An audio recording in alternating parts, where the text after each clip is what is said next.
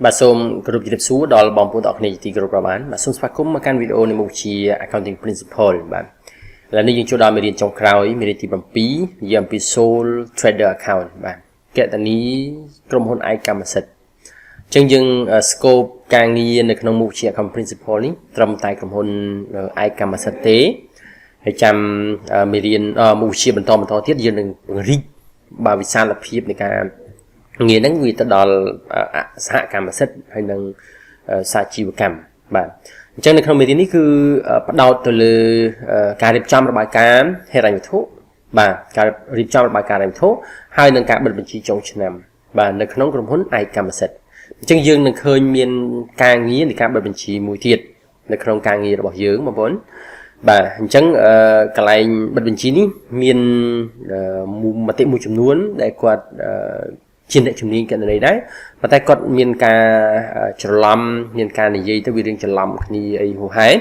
បាទអញ្ចឹងសូមបងប្អូនទាំងនេះយកចិត្តទុកដាក់ហើយព្យាយាមយកអ្វីដែលត្រូវនេះបាទយកទៅបន្តផ្សព្វផ្សាយបន្តធ្វើបន្តអីហូហែបន្តទៅទៀតបាទអូខេបងប្អូនអញ្ចឹងយើងចាប់ផ្ដើមតែម្ដងនៅក្នុងវីដេអូនេះបាទគឺយើងនិយាយពីគណនីក្រុមហ៊ុនឯកកម្មសិទ្ធិចឹងនៅក្នុងគណនីក្រុមហ៊ុនឯកកម្មសិទ្ធិមេរៀននេះគឺយើងផ្ដោតសំខាន់3ចំណុចសំខាន់បាទទី1គឺ technique for producing a set of final account from a trial balance បាទគេថាបច្ចេកទេសក្នុងការផលិតបាទគណនីចុងក្រោយបាទក្រុមនៃគណនីចុងក្រោយចេញពីតារាងតុល្យភាពអញ្ចឹងនេះវិធីទី1គឺគេរៀបចំរបាយការណ៍ចេញពីតារាងតុល្យភាពទៅតែម្ដងបាទហ្នឹងវិធីទី1ដែលបងប្អូនបានរៀនកាលពីមេរៀនទី3បាទកាលពីមេរៀនទី3ម្ដងហើយរីឯចំណុចទី2សូមបញ្ជាក់ថាទី1នេះមានបង្ហាញលំហាត់មួយមានបង្ហាញលំហាត់ធំមួយបើចាប់ផ្ដើមទៅធ្វើរបាយការណ៍បណ្ដោយបាទតែទី2គឺ preparing an extended trial balance and accounts អូខេបាទតែ final account មិនត្រូវបាទការរៀបចំតារាងតុល្យភាពពង្រីកហើយនឹងរៀបចំរបាយការណ៍ហើយនឹង final accounts ត្រូវមាន final មួយទៀតបន្ថែមបាទ final account បាទអញ្ចឹងរបៀបក្នុងការរៀបចំរបាយការណ៍ចុងក្រោយគឺយើងអាចធ្វើពីបច្ចេកទេសទី1ចេញពីតារាងតុល្យភាពទៅតែម្ដងហើយនឹងទី2គឺរៀបចំតារាងតុល្យភាពហើយតារាងតុល្យភាពពង្រីកមួយទៀតចាំរៀបចំរបាយការណ៍ហើយនៅចុងក្រោយ closing the book at the year end បាទការបិទបញ្ជីនៃចុងឆ្នាំការបិទបញ្ជីនៃចុងឆ្នាំអញ្ចឹងការបិទបញ្ជីនេះជាទូទៅគណនីនៅក្នុងគណនីរ៉ាញ់ធូគឺយើងបិទមួយឆ្នាំម្ដងមិនមែនបិទរាល់ថ្ងៃទេប៉ុន្តែមានបងប្អូនយើងក៏ធ្វើការគាត់ថាបិទបញ្ជីប្រចាំថ្ងៃបញ្ជីអីហ្នឹងខ្ញុំបើតាមខ្ញុំសមត្ថភាពនៃការចេះដឹងរបស់ខ្ញុំតេតងគណនីទេខ្ញុំថាមិនមែនបិទបញ្ជីប្រចាំថ្ងៃទេអាហ្នឹងគឺជាការបញ្ឈប់ការកត់ត្រាបាទបញ្ឈប់ការកត់ត្រាប្រចាំថ្ងៃតែប៉ុណ្ណោះបាទហើយប្រវត្តិការនឹងបន្តនៅថ្ងៃស្អែកហើយបន្តរហូតទៅដល់មួយឆ្នាំទើបគេ close ការងារនឹងចប់មួយរឿងទៅបាទឈប់បន្តទៀតដែរចប់មួយរឿងនឹងឈប់បន្តហើយណាវាធ្វើរឿងមួយ clear ចប់ហើយចាំផ្ដើមឆ្នាំថ្មីបន្តទៀតអាហ្នឹងមិន closing the book at the year end នោះអូខេបងប្អូនអូខេអញ្ចឹងឥឡូវយើងនឹងផ្ដោតទៅលើចំណុចទី1នេះមុនគេនៅក្នុងវីដេអូយើងបាទខ្ញុំនឹងបង្ហាញ technique ហើយវីដេអូបន្ទាប់ទើបបង្ហាញឧទាហរណ៍ទៅលើបច្ចេកទេសទី1នេះអូខេបងប្អូនទាំងគ្នាជាទីមេត្រីបាទទី1 the technique for producing a set of final account from a trial balance បាទបច្ចេកទេសសម្រាប់ការផលិតនៅក្រុមគណនីចុងក្រោយចេញពីរបាយការណ៍សំទោសចេញពីតារាងតុល្យភាព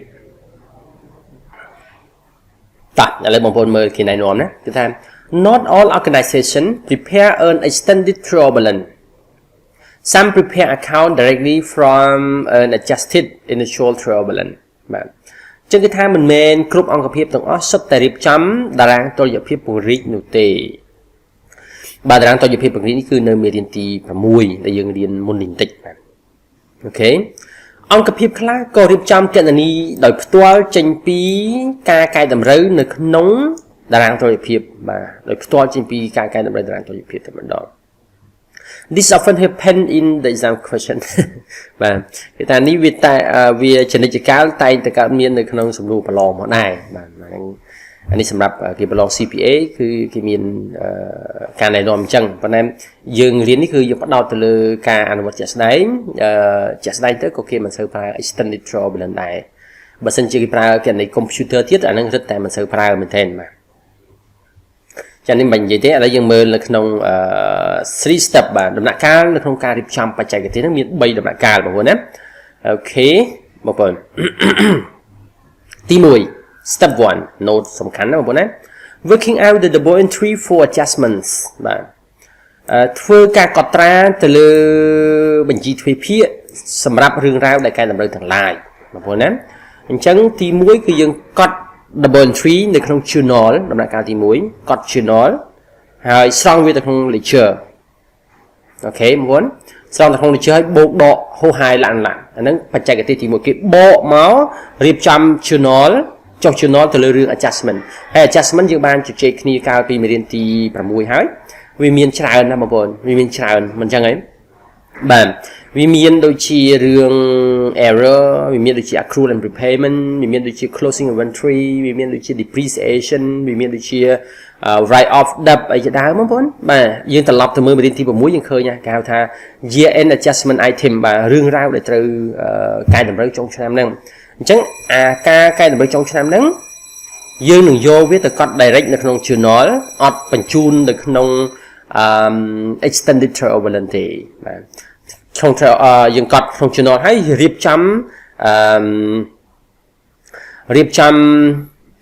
ledger បាទតែកត់ journal ទៅស្រង់មកក្នុង ledger អញ្ចឹងគណនីដែលប្រែប្រួលហ្នឹងវាបូកដកសាថ្មី balance សាថ្មីបាទ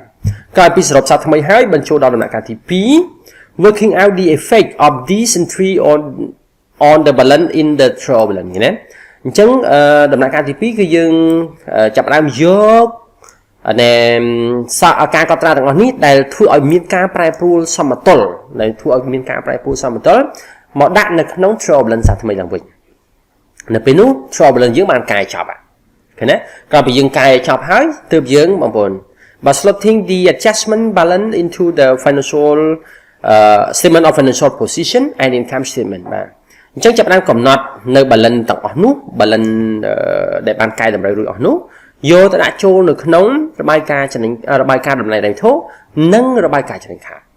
ឃើញទេនឹងរៀបចំចុងក្រោយឃើញទេអូខេបងប្អូនអញ្ចឹងខ្ញុំនឹងគូសជា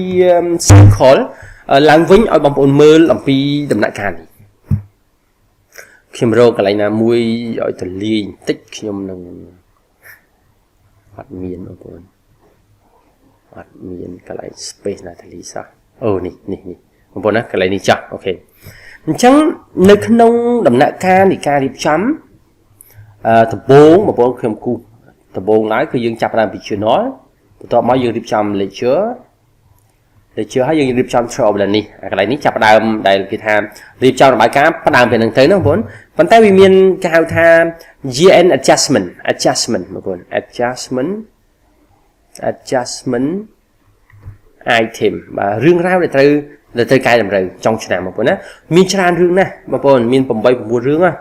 accrual មាន depreciation កាត់រំលោះណាបងប្អូនបាទមាន error ឃើញណាបាទទាំងអស់នេះត្រូវយកទៅកត់ត្រឡប់ក្រោយបាទទាំងអស់ហ្នឹង adjustment ហ្នឹងយកវាមកកត់ double entry នៅក្នុង journal បងប្អូនឃើញណាបាទយកមកកត់នៅក្នុង journal adjustment វាក្រោយពី adjustment ហើយយើងរុញទៅក្នុង ledger សាថ្មីអញ្ចឹងទៅវាបូកដកប្រែ balance សាថ្មីហើយណាវាកែ balance ដែលខុសនឹងទាំងអស់មកបន្ទាប់មកអានេះជា memorandum book memorandum list ទេអញ្ចឹងយើងរៀបចំសាថ្មីមួយស្លឹកផ្សេងទៀតទៅបងប្អូនទៅជា adjusted turbulence បាទតារាងតុល្យភាពកែតម្រូវហើយឃើញណាអាហ្នឹងដំណាក់កាលទី2នៅក្នុងផងយើងចឹងនៅក្នុងការណែនាំមិញហ្នឹងគឺ step 1គឺយើងចុះ double entry នេះគឺនៅកន្លែងណាគឺនៅក្នុង journal នេះបាទបន្ទាប់មកចុះ journal ហើយយើងមកកែ balance វានៅក្នុង ledger ដដែលនៅក្នុង step 1ដដែល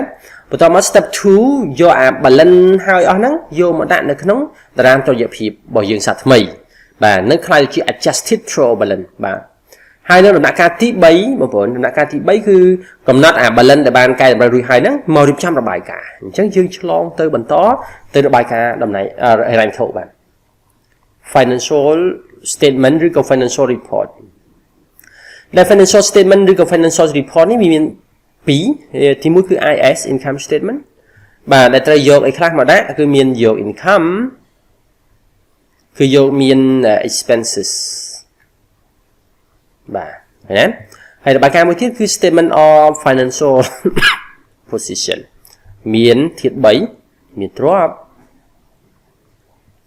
មានទុននិងមានបំណុលបាទអញ្ចឹងគឺមាន3នេះបងប្អូនណាមាន3នេះនៅក្នុងរបាយការណ៍អូខេអញ្ចឹងនៅក្នុងរបាយការណ៍តម្លៃហិរញ្ញវត្ថុហ្នឹងគឺយក3ហ្នឹងចេញពី adjusted throw balance មករីឯ income statement ទៅយក income and expense មកអូខេអញ្ចឹងយើងធ្វើដំណាក់កាលប៉ុណ្ណឹងហើយរងចាំចំណុចចុងក្រោយយើងបិទបញ្ជីទៅចប់ហើយបងប្អូនអញ្ចឹងបិទបញ្ជីយើងអត់តន់ដល់អញ្ចឹងកុំតន់និយាយបាទយើងនិយាយត្រឹមដំណើរការនៃការរៀបចំបច្ចេកទេសទី1នេះគឺបច្ចេកទេសទី1របស់យើងក្នុងការរៀបចំរបាយការណ៍ហិរញ្ញវត្ថុអញ្ចឹងបងប្អូនអ្វីដែលយើងត្រូវធ្វើគឺមាន step ចំនួន3នៅក្នុងនេះខ្ញុំគូសនេះវាអានេះ step 1ងាកមកចុះ journal អានេះ step 1ដដែលងាកមកចុះ ledger ហើយនេះ step 2យករៀបចំ adjusted throw balance ហើយនេះ step 3រៀបចំរបាយការណ៍ហិរញ្ញវត្ថុអញ្ចឹងនៅក្នុងហ្នឹង step 1យើងធ្វើ2 journal ផង ledger ផងបាទជួនកាលគេអាចកាត់ទាំងពីរហ្នឹងមកបាទមកចូលអានេះបណ្ដោយតែយើងខ្ញុំនឹងអត់ព្យាយាមធ្វើកាត់ទេទោះបីក្នុងសភៅវាកាត់ខ្លះក៏ដោយខ្ញុំនឹងទាញមកលម្អិតឲ្យបងប្អូនខ្លះៗឡើងវិញនៅពេលដែលចូលដល់ការកែលំហាត់នោះបាទអូខេបាទអញ្ចឹងនៅក្នុងចំណុចសំខាន់នៃបច្ចេកទេសទី1ហ្នឹងគឺយើងមានដំណាក់កាលប៉ុណ្ណឹងអូខេបាទអញ្ចឹងវីដេអូនេះខ្ញុំគិតថាបញ្ចប់ប៉ុណ្្នឹងសិនហើយចាំវីដេអូក្រោយយើងនឹងចាប់ដើមចូលដល់ example តែម្ដងសម្រាប់ក្រុមហ៊ុនអីគេចេះសុននេះបាទអញ្ចឹងអរគុណច្រើនសម្រាប់បងប្អូនបានតាមដានទស្សនាហើយសង្ឃឹមថាបងប្អូនចាប់ផ្ដើមឃើញនៅបច្ចេកទេសទី1ហើយដំណាក់កាលរបស់វាហើយនៅឡើយតែការចាប់ផ្ដើមអនុវត្តផ្ទាល់ជាមួយនឹងលំហាត់ទេអញ្ចឹងរងចាំទស្សនាវីដេអូក្រោយយើងនឹងចាប់ផ្ដើមចូលលំហាត់តែម្ដងបាទអញ្ចឹងវីដេអូនេះខ្ញុំសូមបញ្ចប់ប៉ុណ្ណេះសូមអរគុណច្រើនបាទសូមជម្រាបលា